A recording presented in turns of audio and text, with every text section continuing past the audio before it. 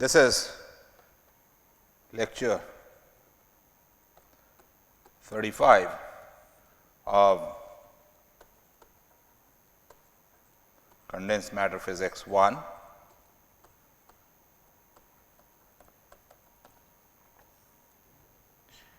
And in this lecture, I am going to solve some problems related to Bloch's theorem, bands in the system. Some of the problems I will leave after doing it about 3/4 of the way, and rest you will do in your assignment.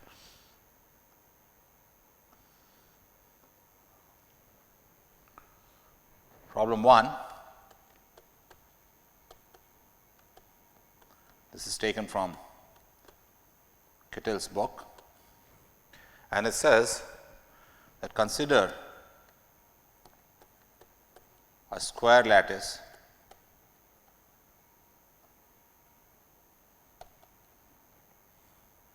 in 2 dimensions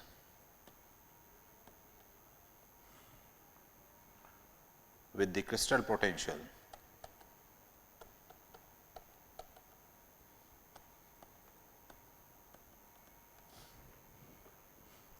uxy equals minus 4u cosine of 2 pi over a x cosine of 2 pi over a y. Apply the central equation. Recall the equation that I had derived connecting different coefficients when you expand the wave function in terms of plane waves. So, that is called the central equation. So, apply the central equation to approximately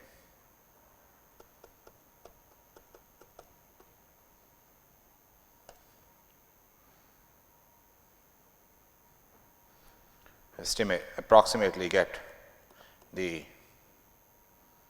energy gap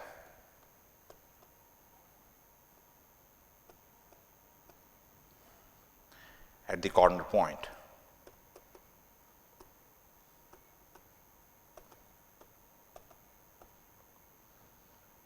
Pi over a of the Brillouin zone.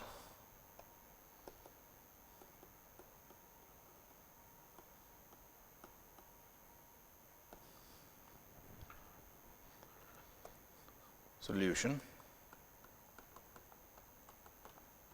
So, we have this square lattice and the corresponding Brillouin zone will also be square with the side 2 pi by a extending from minus pi by a to pi by a in the x direction, and from minus pi by a to pi by a in the y direction, and I want to find the gap at this point. So, the red one is the Brillouin zone, and this is the space lattice or space cell. And the hint is that 2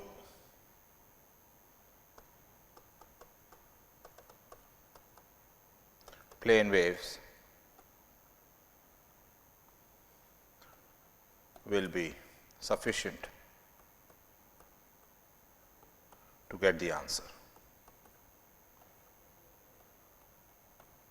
But that is not really surprising, because if you go back to the lectures, what we had done in 1D is that found that when you come to the boundary of the Brillouin zone, let us say at pi by a, the potential mixes e raised to I pi by a and e raised to minus I pi by a waves, which is e raised to I pi by a plus e raised to I pi by a minus 2 pi by a. That is, you subtract a reciprocal space vector. And why does that happen? That happens because if you apply degenerate perturbation theory, at this point the two e raised to I pi by a and e raised to minus I pi by a have the same energy, and therefore, I cannot apply the regular perturbation theory. So, in the present case also, I have this Bloch zone, and I want to find the energy gap here. In general, I would write the wave function psi x y as equal to summation over all reciprocal space vectors C g e raised to I k x I plus k y j minus g dot x dot r. Now, when you come to this point and you write your secular equation or the determinant of those coefficients, you will again realize that only two plane waves will be mixing.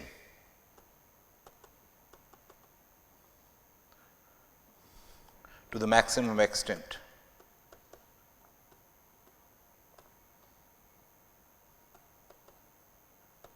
At pi by a and pi by a. Others may contribute, but this would be the major one, and the gap, if you go back to notes, will be equal to 2 times the 2 pi by a component of the potential times 2, or 2 times that. All right, because if you apply degenerate perturbation theory here, this is what the gap comes out to be. Just go back to one dimensional case. So, all I have to do here now is therefore find u, not 2 pi by a, it will be u 2 pi by a minus 2 pi by a, because if I go back to this Bloch zone, this wave and the wave from the other corner, this will be mixing. So, let us look at u x y now, which is minus 4 u cosine 2 pi by a x cosine 2 pi by a y. If I write in terms of Fourier components, this becomes equal to minus 4 u e raised to I 2 pi by a x plus e raised to minus I 2 pi by a x times the same thing for y. And I am interested in only that component u e raised to 2 pi by a or minus 2 pi by 2 pi by a is divided by 4. The 4 cancels and you get u 2 pi by a 2 pi by a magnitude equals u minus 2 pi by a minus 2 pi by a to be equal to u itself, and therefore, gap at that point will be equal to 2 times u. That is the answer.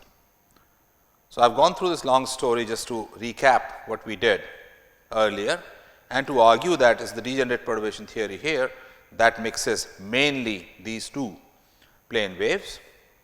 Others will contribute and may modify it a bit, but it is a good estimate that the gap would be 2 u.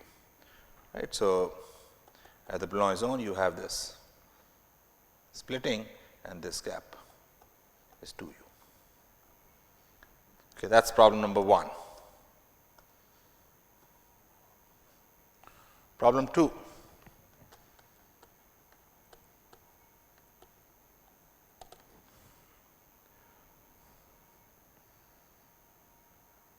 Band picture for color of copper.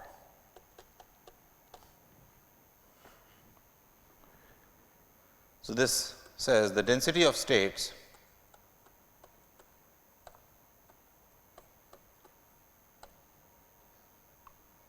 of copper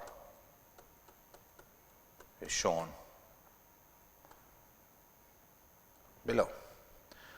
We are plotting energy E and the density of states.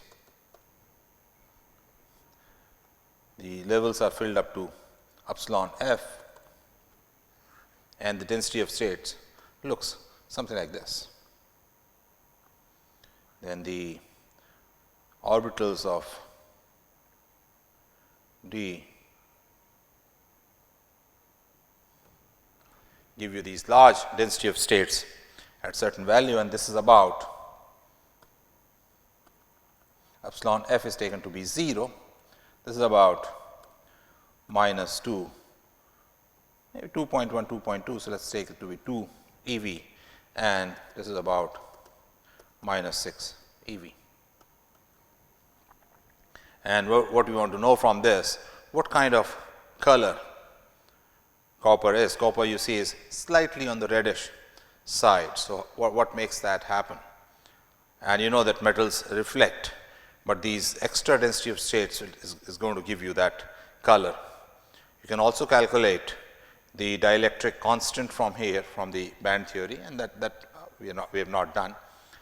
So, that would be related to, I mean, what we have done earlier in free electron, that dielectric constant determines that because of the plasma frequency, a lot of reflection takes place, but we are also looking at this color. Now, you see this 2 eV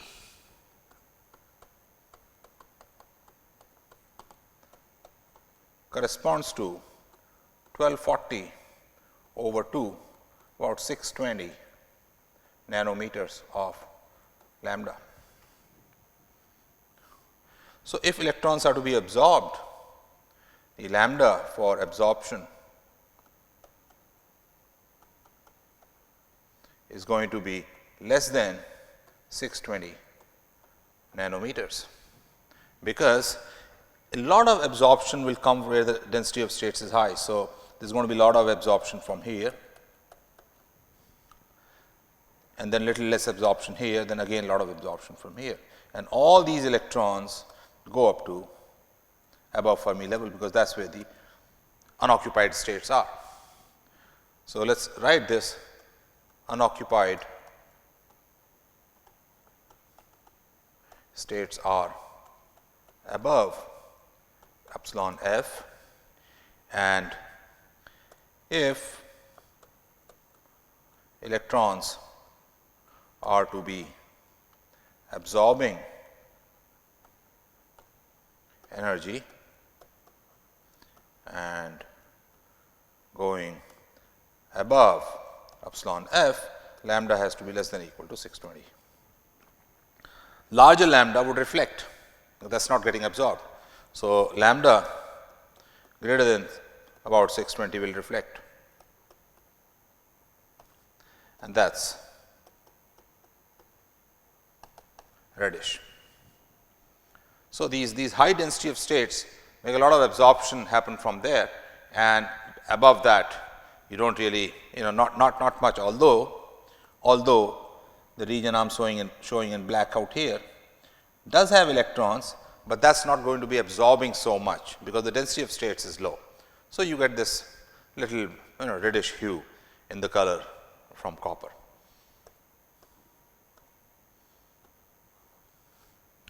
Problem 3.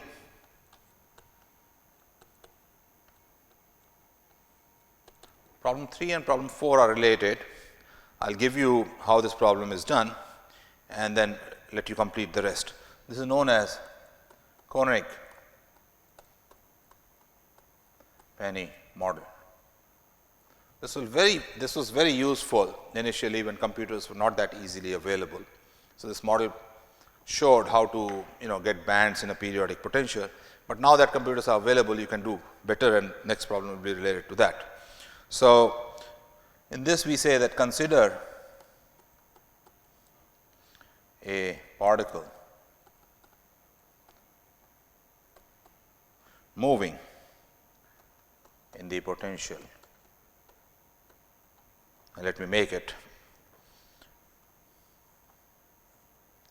like this.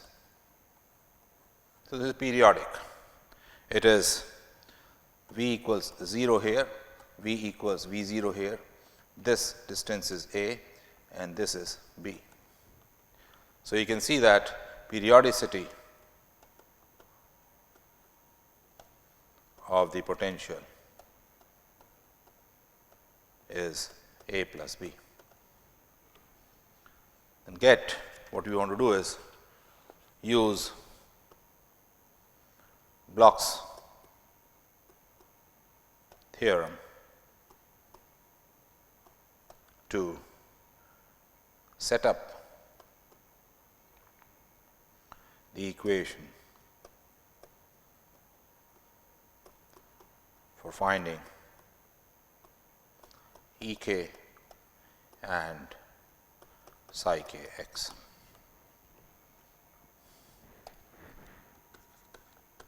Solution. I am going to take this one cell, this is one cell and then it repeats.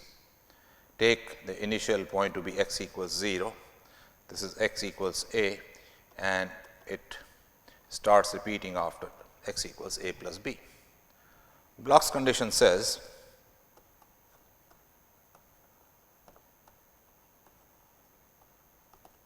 that psi of a plus b should be equal to e raised to I k.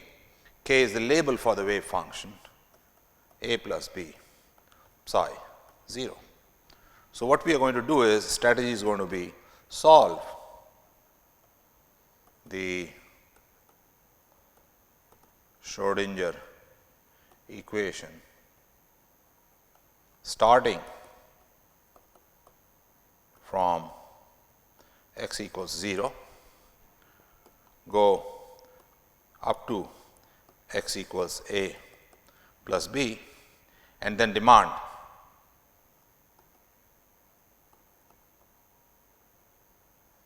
that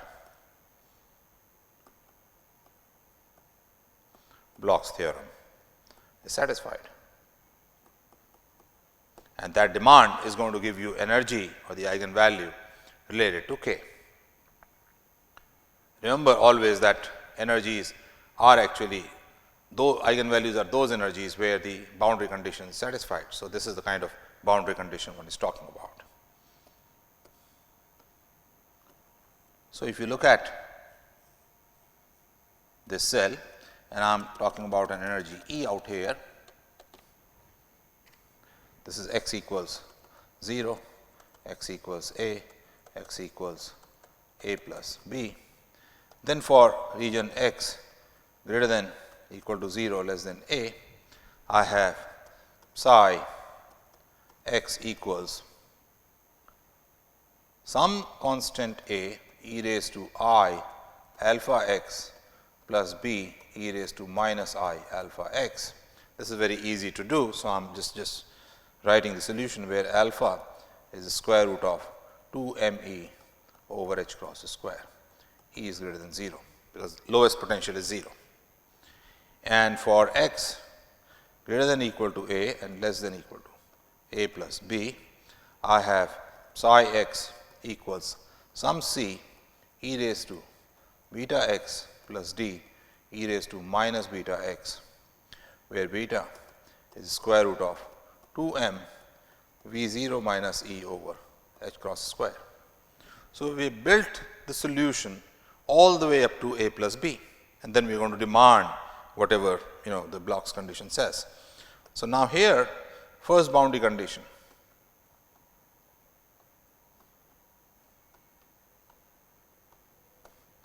at x equals a tells you that psi for whatever region x between 0 and a will give you at x equals a to be a e raised to I alpha a plus b e raised to minus I alpha a should be equal if I come from the right hand side. So, this should be equal to c e raised to beta a plus d e raised to minus beta a. That is my equation number 1.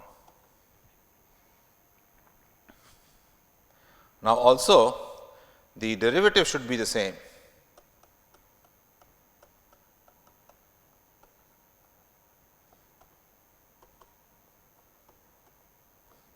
And therefore, that gives you psi prime, which will be equal to I alpha a e raised to I alpha a minus b e raised to minus I alpha a.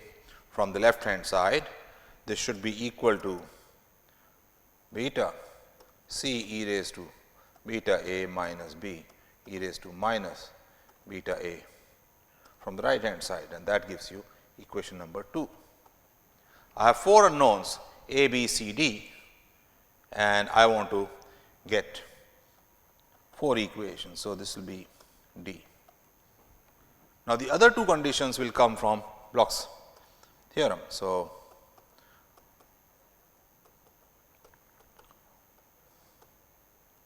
and that tells you that psi at a plus b, which is going to be c e raised to beta a plus b plus d e raised to minus beta a plus b, should be equal to e raised to I. Now, k comes in, k would become a label for the energy, a plus b times psi at 0, and that is a plus b. That is my equation number 3. Same thing would happen for the derivative, and for the derivative, therefore, I am going to get beta c e raised to beta plus a, beta times a plus b. Let me go to the next slide and write it there. For the derivative, I am going to have psi prime at a plus b equals e raised to I k a plus b psi prime 0. Before I go further, let me ask you to prove the above equation for psi prime.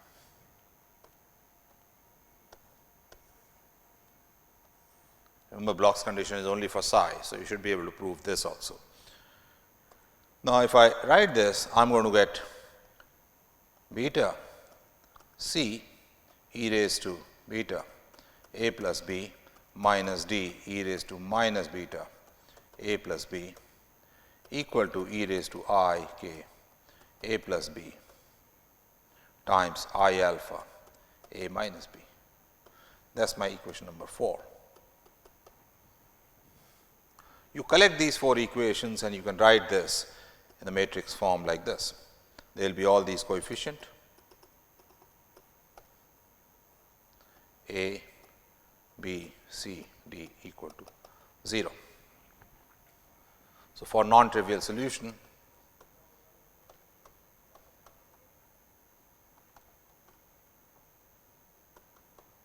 this determinant should be 0, and that gives E k. That I would like you to do.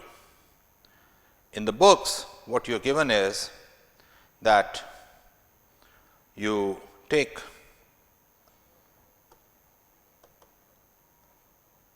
and that is the chronic penny model, where you take V naught going to infinity and B going to 0, such that V naught B goes to constant.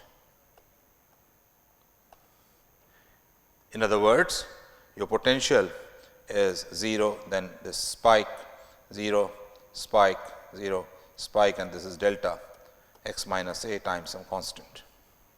You solve this, and then you get the this you can show analytically gives rise to the bands. So, I will leave that as a reading assignment for you. So, what I expect you to do is solve the determinant equation on your computer to get E k and plot it. That is one. And the other thing I want you to do is set up and solve the equation for C delta x minus a potential. the C delta x minus a at one point, and then it is a series of summation of these. So, I would expect you to solve these two.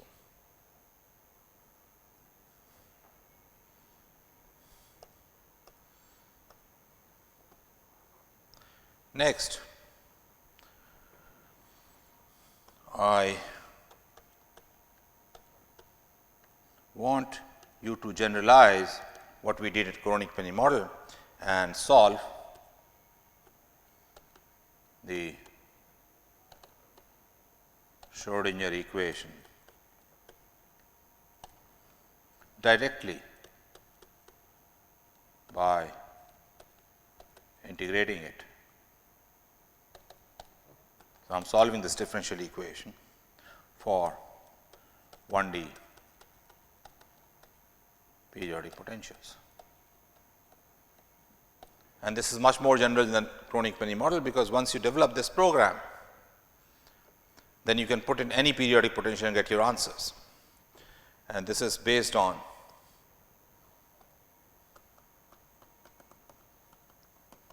something I had done. Solving the Schrodinger equation directly for a particle in one-dimensional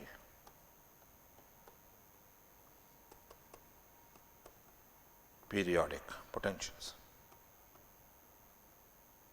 and it is in archive.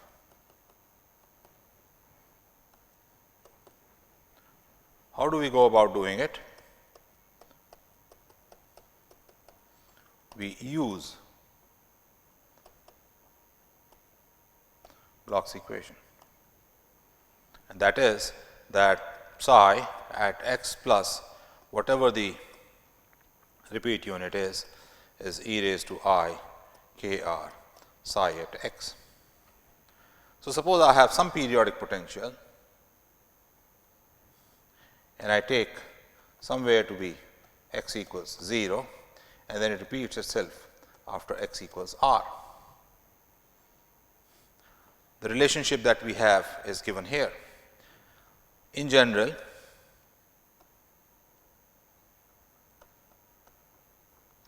psi is complex, and therefore, what you should have is psi real x plus I psi imaginary x is equal to e raised to I k r psi real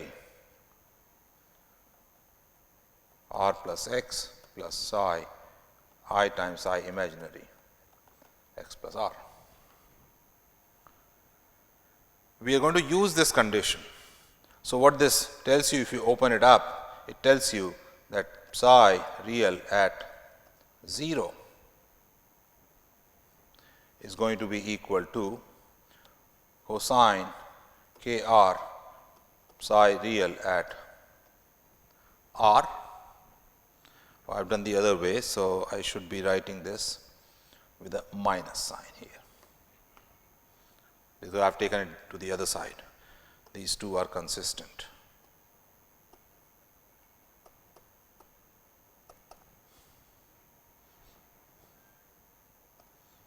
Cosine k r plus sine k r psi imaginary r. That is equation 1. And I should have psi imaginary at 0 equals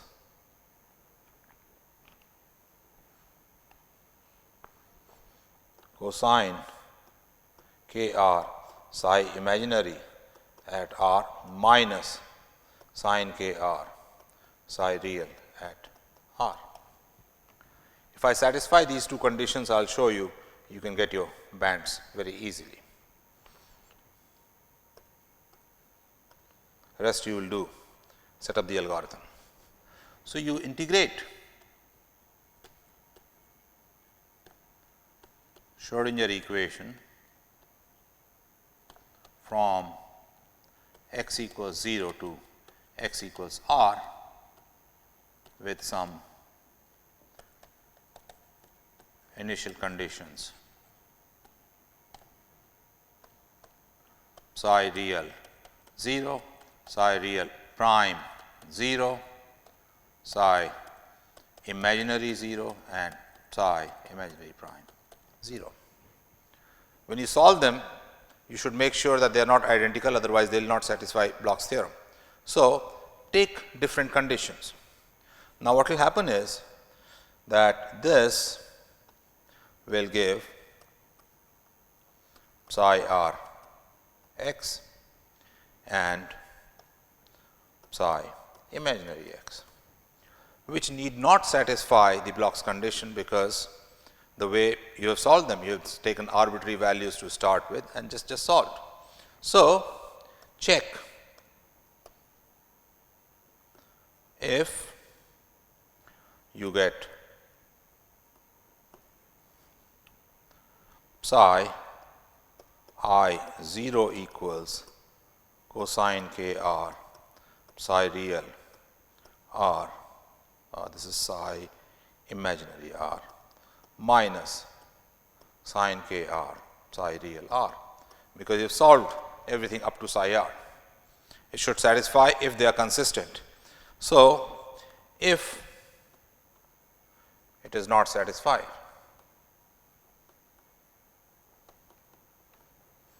then change psi initial imaginary 0 and psi prime 0 as follows. You take in the nth iteration, I am going to do it iteratively, nth iteration psi 0 as equal to cosine k r psi imaginary what you got in n minus 1th iteration r, and you keep psi r fixed, minus sin k r psi real n equal to 0, whatever you had started with r, and do the same for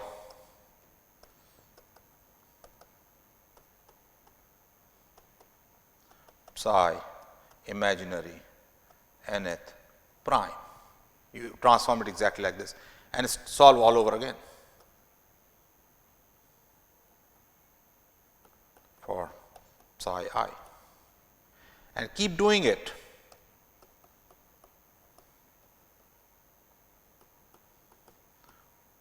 until the second condition is satisfied. So, what you have found at the end is this gives psi imaginary x for a psi r x, because you made them consistent through Bloch's theorem. So, you took a psi r, fixed it, and then found a psi I. I still have one more equation to satisfy. So, after we found, after consistent psi I and psi r have been found for some E, because in solving the Schrodinger equation you will take that E, check if they satisfy psi real 0 is equal to cosine k r psi real r plus sin k r psi imaginary r. Now, these two have been found to be consistent with Bloch's second condition. If yes,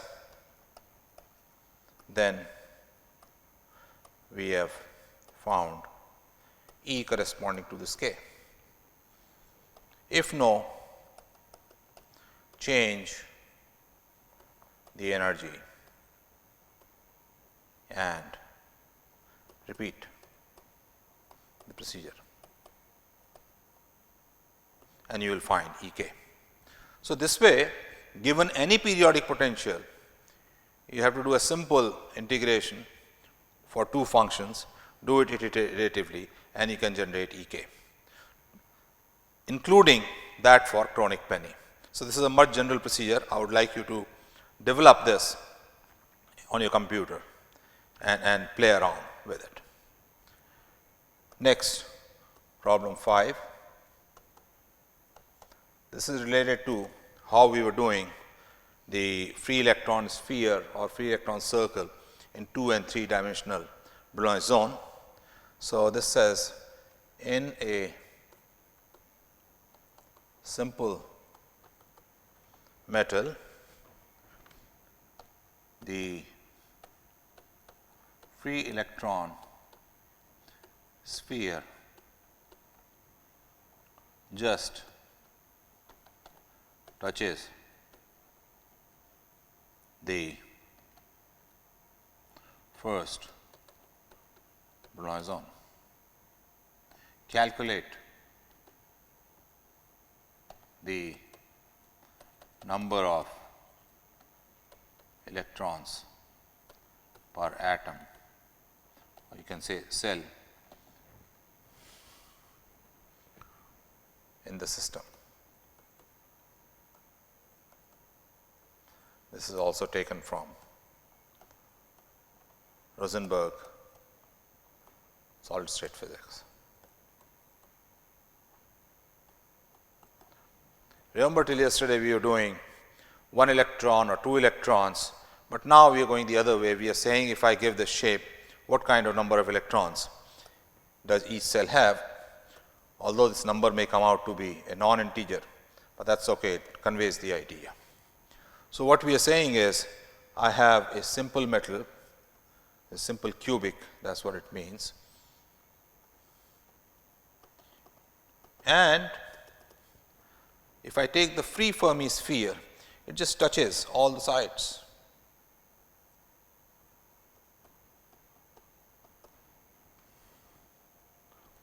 And what that means is that the radius is equal to a by 2, this is the radius of the free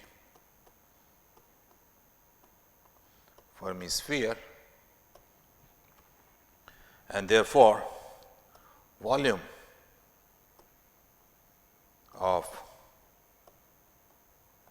Fermi sphere is equal to 4 pi by 3 times a cubed by 8, which is pi a cubed over 6.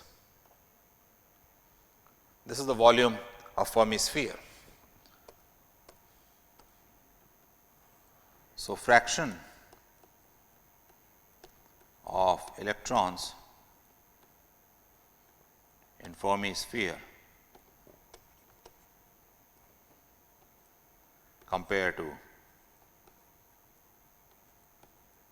the Bloch zone is going to be equal to the volume of the Fermi sphere 4 pi by 3 a cubed by 8 divided by a cubed times 2, because each one has 2 electrons. So, this is pi over 3. If you like, you can also write an n here, because in the Bloch zone there are n k points.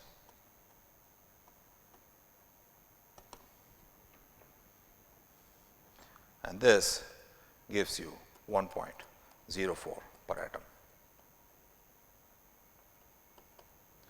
Remember, it was, if it was 1, it was exactly half the volume. Now, it is 1.04, so volume becomes slightly bigger and it is touching the Bloch zone boundary. Problem 6.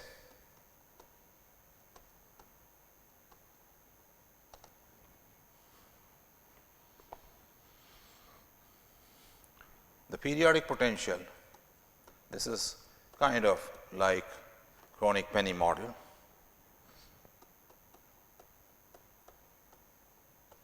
In a one-dimensional lattice of spacing A is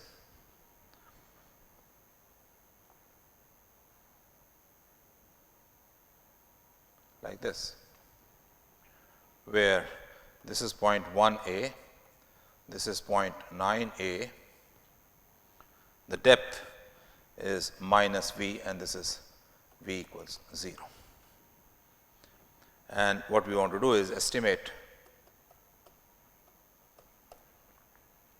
the first gap.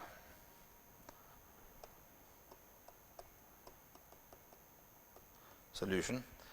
Remember, in 1D when we made these bands, they were like this, and the first gap was u g equals 2 pi by a, 2 times that. So, if I calculate u, the Fourier component of u corresponding to 2 pi by a, and multiply by 2, that will be my answer. And it's only a positive number, so let me put a modular sign here. So, what you want to do is take this potential ux, write this as summation n v n e raised to I 2 pi by a n x, and the gap will be equal to 2 times v 1, where v n will be given as integration ux e raised to minus 2 pi by a n x dx 0 to a. This will be equal to 0 to 0.1 a minus v e raised to minus 2 pi by a n x plus 0.